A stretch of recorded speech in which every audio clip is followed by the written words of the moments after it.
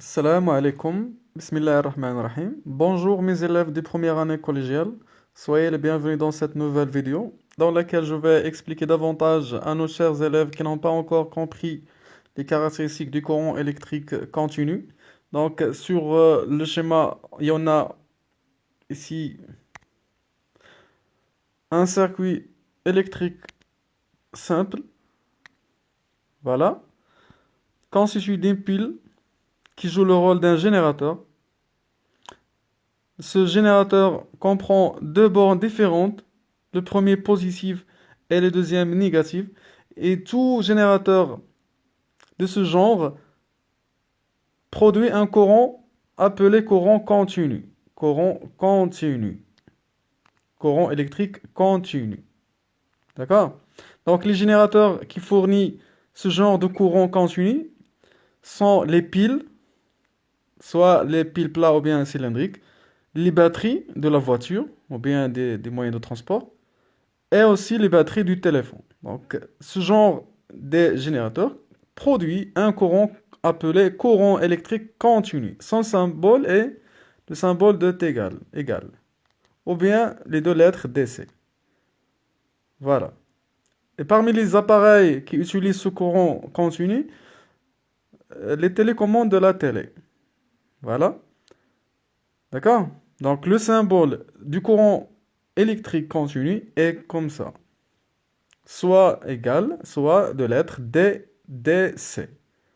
Bien.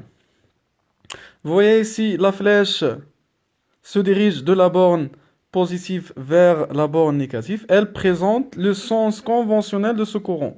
Le sens conventionnel de ce courant.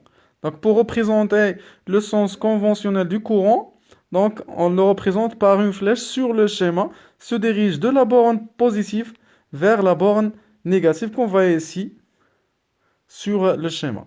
D'accord? Et ce courant se caractérise par une grandeur physique appelée, ou bien une grandeur physique, pardon, appelée l'intensité du courant. D'accord? C'est le débit d'électricité qui circule dans les fils de connexion. C'est l'intensité. Son symbole est I. Vous voyez, I, c'est le symbole de l'intensité du courant électrique. I, l'intensité du courant électrique. Voilà le symbole de l'intensité. Et voilà les symboles de courant. Ceci, ce sont des symboles du courant. Et celui-là, c'est le symbole de l'intensité du courant. D'accord? Il y en a ici deux caractéristiques. La flèche, le sens conventionnel du borne positive vers la borne négative. Et voilà le symbole de l'intensité du courant. Et cette grandeur est mesurable par un instrument de mesure. Si on continue les constitutions de ce circuit-là, on voit ici l'interrupteur est fermé. Voilà le symbole normalisé de la lampe. Il manque de l'éclat. On met l'éclat ici parce que le circuit est fermé. Donc c'est le symbole normalisé. C'est un autre symbole. On a déjà vu le symbole de croix entourée. Ou bien un rectangle entouré. Voilà, c'est la lampe.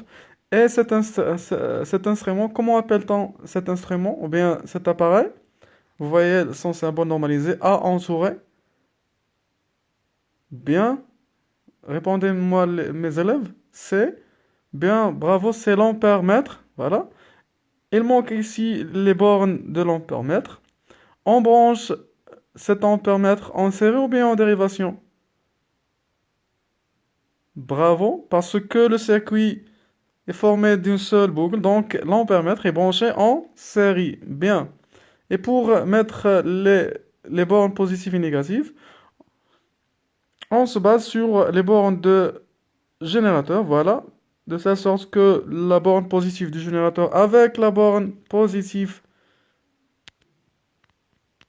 de l'ampèremètre et la borne négative du générateur avec la borne négative de l'ampèremètre. Voilà. Donc, en somme, la conclusion, le symbole du courant continu, c'est égal ou bien DC.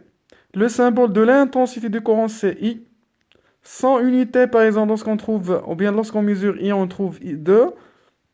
Donc, il s'exprime en ampère. Ampère. Le symbole, c'est A. D'accord? C'est l'unité, l'ampère. Ampère. Et l'appareil de mesure, bien sûr, c'est l'ampèremètre branché en série. Merci de votre attention et prenez soin de vous, mes chers élèves. À très bientôt.